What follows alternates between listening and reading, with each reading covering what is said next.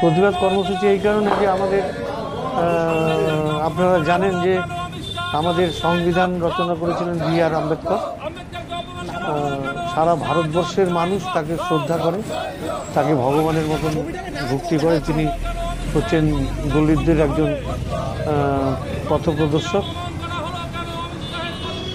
তিনি সংবিধান রচনা করেন, সংবিধানের মতন গুরুত্বপূর্ণ বিষয়ে যিনি ভারতবর্ষকে সমৃদ্ধ করেছেন।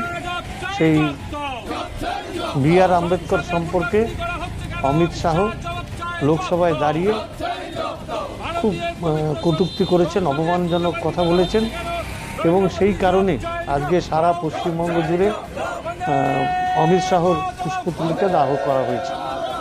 মানে বিজেপি চাইছে যে গোটা ভারতবর্ষ জুড়ে একটা অস্থিরতা তৈরি হোক, এবং এরা কোনো নিয়ম কানুন মানে না। এরা বলেছিল যে 400 মতন আসন পেলে সংবিধান এরা সংশোধন করবে বা সংবিধানটাকে বাতিল করবে। আমরা দেখতে পাচ্ছি কার্যত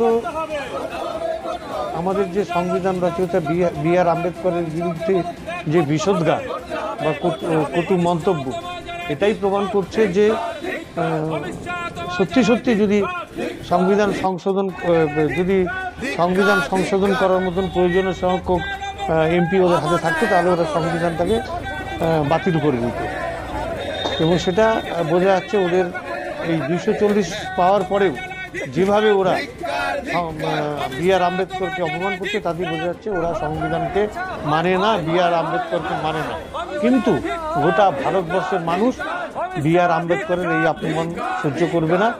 আমরা আমাদের দলের পক্ষ থেকে সমস্ত জায়গায়, সমস্ত ব্লকে আমরা অমিত শাহর পুষ্পতলিকা দাহ করে প্রতিবাদ করে আমরা নরেন্দ্র মোদী আমরা অমিত শাহর পদত্যাগ দাবি করছি।